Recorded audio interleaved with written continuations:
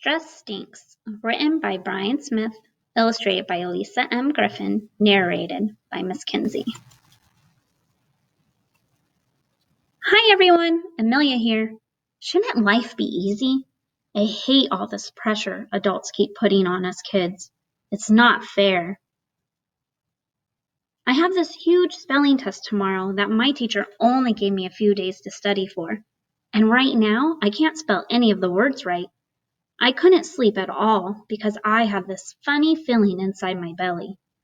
The next morning, I told Mom I needed to stay home from school because I had an upset stomach. Mom checked my temperature. Nope, no fever. You need to get ready for school. What? But Mom, I'm sick. I feel like I'm going to throw up. Mom said there was nothing physically wrong with me, but rather something else. She said, I think I know what's wrong. Let me smell what's coming out of your brain. Mom started sniffing above my head. Seriously, Mom? That's gross. What are you doing? Yep, it's exactly what I thought. Stinking thinking. What are you talking about? I asked. Mom told me I'm letting my stress control my body, and that stinks. She said stress is helpful, at times, but other times it can turn a small deal into a big one. How do you think you're going to do on the spelling test today? Mom asked. Horrible. Well, then I guess you might, Mom agreed. What? Don't you know moms are supposed to believe in their kids? Mom quickly added, actually, you're the one who needs to believe in yourself. If you think you are going to do poorly, you probably will. If you think you will do great, you probably will. Right now, your stinking thinking is telling you that you are going to misspell all the words. You're looking at the worst possible outcome. Chances are that really isn't going to happen. You need to reset your brain by taking a brain break. She had me breathe in, counting from 1 to 5, and breathe out, counting from 6 to 10. After I did that, Mom said, realistically, how do you think you are going to do on the spelling test? I'm going to try and make a 100, I said. Great. That's how you fight that stinking thinking, with positive thoughts. I missed 2 out of the 10 words. I wasn't perfect, but at least I didn't let stinking thinking control me. Everything was going great until Thursday, after I found out that I was the only one not invited to Samantha's birthday party Friday night. I had a ton of homework plus softball practice. Kids shouldn't have to deal with all this. When I walked in the door, Mom said, How was your day? Leave me alone. Wow, that sure didn't sound like you. What's going on? I can't do it, I said. Can't do what? Mom wondered. I have thousands of hours of homework, softball practice, and I didn't get invited to Samantha's birthday party. Wow, that really does sound like a lot. Sounds like you're a little stressed out, Mom said. More like a lot stressed out, I said. Mom reminded me of the brain break. I tried counting and breathing to 10, but it didn't work. I even tried a healthy snack. No luck. She then tried turning on some of my favorite music to give my brain a break. Even that didn't help. No problem. Let's try tense and release, Mom said. What's that? I asked. Mom showed me. It's just like the breathing method, but instead, you tense your fingers and toes for 5 seconds, then release for 5 seconds.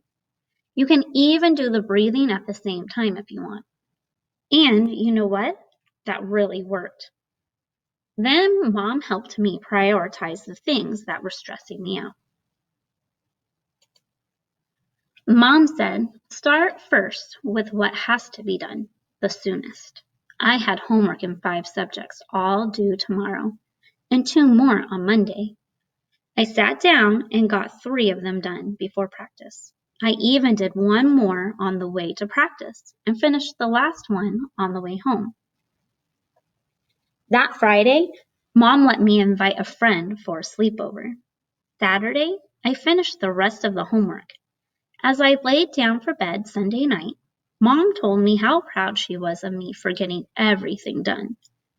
Then she said, "By the way, when was your homework assigned?" "Monday." "Why?" "You know, waiting until Thursday to start your homework caused you a lot of stress. If you had started Monday night, it might have helped you keep your stress level low." "Yeah, probably won't do that again," I agreed. At school the following week, I got to help a friend. I was walking to class and saw TJ sitting out in the hall. I could tell something was wrong. "What's the matter?" I asked. "I'm tired because my new little sister keeps me up at night. But mostly, haven't you heard? We switched seats," he said. Little brothers and sisters are tough, but also fun. Why does it matter that we switched seats? Now I'm sitting next to Jason. He's going to hate sitting next to me. He loves sitting next to Ben. "Wow, you seem stressed out," I said. "Let me show you a way to help deal with your stress." I first told him to go get a drink of water to give his brain a break. He did. "How do you feel now?" "Terrible," he said. Well, that didn't work. Then I taught TJ the tense and release method, and that didn't work either. I had no clue what else to try, so I decided to ask our teacher, Miss Haynes, for help. Miss Haynes asked TJ if his thinking the seat change was going to be bad was a fact or feeling. "I don't know." Right. You don't know because it is a feeling you are experiencing. We need to reframe your thinking and go from negative to positive thoughts. Miss Haynes explained, "Right now, you are guessing how Jason feels, but you really don't know." "But seriously, he might not want to sit next to me," TJ said. "That's true, but there will also be other kids around you. You should fight those worries with positive thoughts. What's something good that can come out of this?" TJ thought for a moment and said, "I might make a new friend." "I love it," said Miss Haynes. "No more stinking thinking." "Great job. And you never know, that new friend might just be Jason." After everything that happened, I felt better about how to handle stress. I wrote down all the ideas on the index card to help me remember, or maybe even give to a friend one day. How to handle stress. First, brain break. Second, breathing. Third, tense and release. 4, reframe your thinking, and always try to plan ahead. That night, I dreamed I was on TV, teaching everyone how to manage their stress. I knew that couldn't really happen, but there had to be a way to help others out. The next day at recess, people were acting really weird. "What's going on? Don't you realize the big state test is only 5 days away?" Oh no, this might be a major case of stinking thinking. "Hey, Miss Haynes, have you realized a lot of the kids are stressed out about this test coming up?" I asked. "I sure have, and I know just what to do."